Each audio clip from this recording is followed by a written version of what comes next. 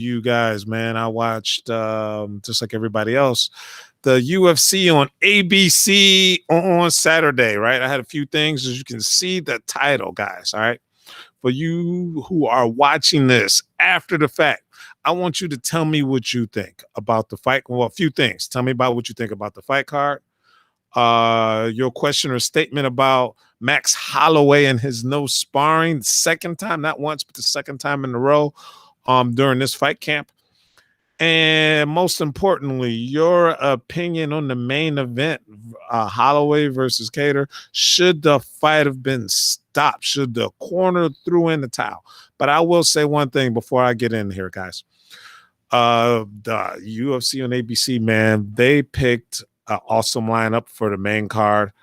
Every single fight was entertaining. If I recall properly, first three fights were all finishes. Condit versus Matt Brown was a great fight. Of course, I'm a Matt Brown fan. I know Matt Brown. Helped him a few times. Awesome guy, good fighter. Man, I'm going to be honest. I don't remember the last time I seen a boring Matt Brown fight. That fight was really good, went to decision. I would have liked to see a little bit more clinch game from Matt Brown. Believe it or not, he's extremely strong in the clinch with his knees and awesome elbows. And believe it or not, with some tie sweeps and takedowns from the clinch. I would have liked to see him in that particular one go a little bit to the clinch. So here we go, guys. I'm going to drop a link temporarily here in the comments for people, right? If you want to join me live for if you have a question or statement, you click on the link, log in. If you're on your cell phone or if you're on iPhone, try and go through Safari. See if I get it here. Here we go. Boom. I'm going to drop this down in the comments here. Copy this. Do me a favor. Let me know what you think about the fights in the comments, man, on ABC. It was actually very good for UFC, man. All the fights were super exciting, hard hitting. They just picked a really good lineup. All the fighters, winners and losers, man, went out there and put it on. Right? They went out there and did their thing. Some of them went out on their shield.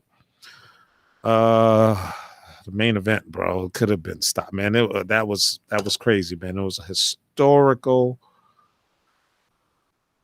ass whooping, man. That's pretty much what I'm going to say, which is hard for me to say, man. I'm a big Calvin Kattar fan. Him and his whole crew, the New England Cartel. I like their team dynamic. I like how they get along and train. I like how a couple of them kind of goofy. I just like the dynamic of how they all get along with their coach and each other. And on top of that, it's a small, close knit group, and they all bring it, man. So each time one of those guys actually are fighting, I'm tuning in because they all bring the fight. But tonight was not Kattar's night. So once again, I dropped a link in the comments, guys. You can click on the comment and join me live for a really quick question or comment about the UFC on ABC this last Saturday. So, I'm going to get right into it, man. First, about the fight, man. First of all, man, hands off to Max Holloway. He's always doing the thing. He's always bringing the fight. But man, it's hard out there when the guy is out there in the zone, man. This is probably the first time I seen someone. I think he went Super Saiyan, guys, man. And during the fight, bro, he got in the zone. He was feeling it. He was having fun. Almost every time I've seen a fighter like start to have fun in the middle of the fight and bring in the fight, man, they just hard to beat. It's just really hard to beat. He was yelling at the commentators, DC and the commentators talking about he the best boxer in the UFC. And he was just talking junk, man, turning his head, hitting the dude. It was a good show. It was a really good show, really good fight. If you missed it, try and tune in and rewatch that fight. the main event, man, because it was worth it. Here we go. Let me make sure I get those links in here. Let me boom, boom, boom. There we go. Hold on. Get that going on. All right, guys. So, for anybody watching this after the fact, let me know what you think, what you thought about the main event. Should Kattar's corner have thrown a towel in? I will say one thing: some people, not many people, was really complaining about the ref, because I tell you about the rules, regardless if I agree with them and not agree with them at the same time. What I mean about that is the unified MMA rules states that as long as a fighter is intelligently defending himself, as long as he intelligently defending himself, they'll let the fight keep going. So every time Herb Dean stepped in there and was looking at Kattar and told him to show him something, he was blocking, he threw some punches back, he was defending himself and put on an attempt. I don't want to say an offense, an attempt at fighting back, because that was probably the fourth round. And he did enough to not, even though he was on his feet, he did enough not to be stopped. So my thing is probably in between the fourth and fifth round being his corner. My outside eyes looking in, for me being at home, I would have probably threw the towel in. And let me tell you why. So here's a few things. Keep in mind, throwing the towel in is always a tough situation for the fighter, for the coaches, everyone involved. Keep in mind that, excuse me, keep in mind that Wilder fired his dude that threw the towel in, man. Fighters don't like that. They want to go out on their shield. That's what they train for. But when you're a coach, when you're running the corner, man, you have two jobs, right? Your first job, both jobs are just as important. Your first job is to help your fighter mentally, physically, and strategically advise him and put him in the best situation to help him win the fight and be victorious, right? That's your first job as a coach in the corner. In the corner, man. Your second job, man, is his safety, man. Is watching the fighter safety, right? You're the front line. Being the corner man, being the coach, you are the front line, not the ref, not the promoter, not Dana White, not the manager, not the judges, not the fans. You are the front line of defense. Sometimes you got to live to fight another day, man. When you take an historic butt whipping, and I call it historic because he broke records, butt whipping like that, you got to know, you got a few things, man. Everyone is different. Like, you got to know your fighter. You got to know the person he's fighting.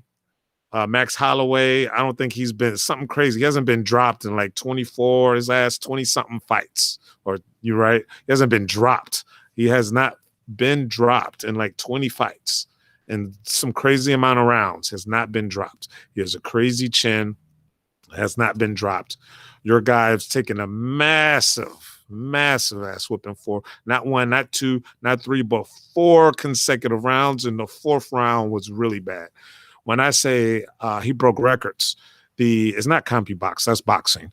What the UFC uses to count significant strikes when they're in there, what the UFC uses to count them, right? The unofficial significant strikes thrown to the head and the body and total amount count, right, was already broke records. And then at the end of the fight, they had to go back and recount. They added like 150 something significant strikes after the fight was over because they couldn't keep up with the pace, right? That was crazy. That's the kind of pace that was going on.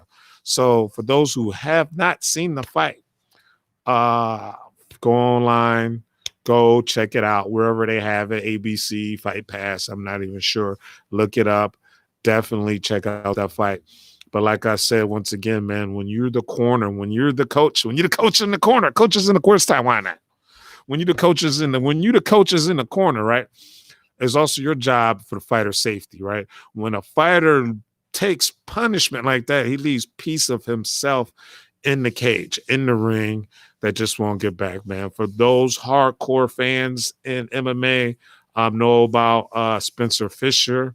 After all these years going through a lot of medical issues from all the major wars he's been in, man, sometimes you gotta know your fighter, know the guy he's fighting, and see where he's at. Sometimes you put him in there, and sometimes it's live to fight another day, right? So don't get me wrong, man. I'm not bashing his coach, right? This wasn't as bad as the Pennington versus Nunes fight. Definitely watch that. Pennington at the middle of the round told her physically, mentally, told her coach she was done after that butt whooping. Like, I'm done. And he still sent her in there. Bro, that was negligence right there. But this fight was definitely gray area. I would have stopped it because I felt that at this point, Kattar did not have zero chance of winning. When he no longer had a chance of winning, you got to pull your guy out there, pull him out, save that damage, live to fight another day. When you're a coach and you're a lot of things going on in your mind, you're viewing, you're seeing how when he comes back into the corner, man, it's crazy, man. You got to look at how he looks, how he's feeling, how he's responding, right? In the fog of war, in the heat of battle, in the chaos of combat, right? You got to look at your fighter, see how he's responding, look at his body language, man. In between the fourth and fifth round, his body, he went, even though he was tired, man, he was super slumped. He wasn't really responsive, and he just took a massive butt whooping. So that was my opinion.